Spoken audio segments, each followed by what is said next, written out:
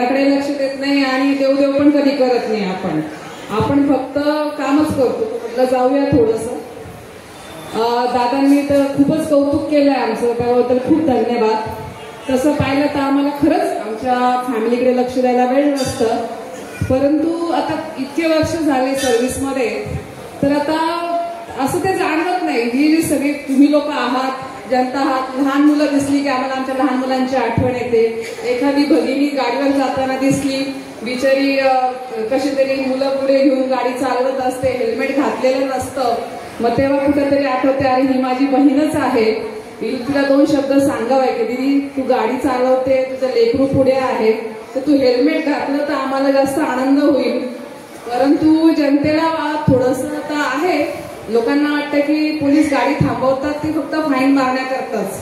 Helmet बरेचसे लोक हँडलला helmet लावून चाललेले असतात, पण ते डोक्यावर घालायचं ते कंटाळा करतात.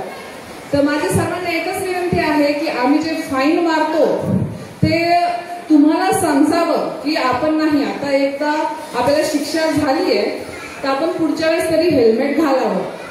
आपण लहानपणापासून शाळेपासून शिकतोय, जोपर्यंत आपल्याला शिक्षा होत नाही तोपर्यंत मनुष्य प्राणी असा आहे, जोपर्यंत शिक्षा होत नाही तोपर्यंत सुधरत नाही.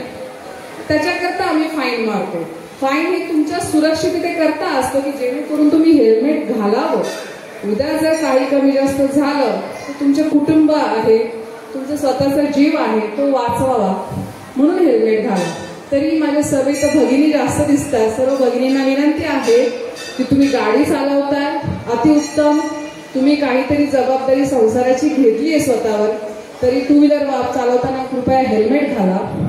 एखादी साडी कमी घ्या पण चांगल्या क्वालिटीचं एक हेल्मेट घ्या. आणि दुसरी अशी विनंती आहे की तुम्ही जेव्हा फोर व्हीलर चालवता कृपया सीट बेल्टचा वापर करा. आपल्या मुलांना देखील हेल्मेट घालायला सांगा. पती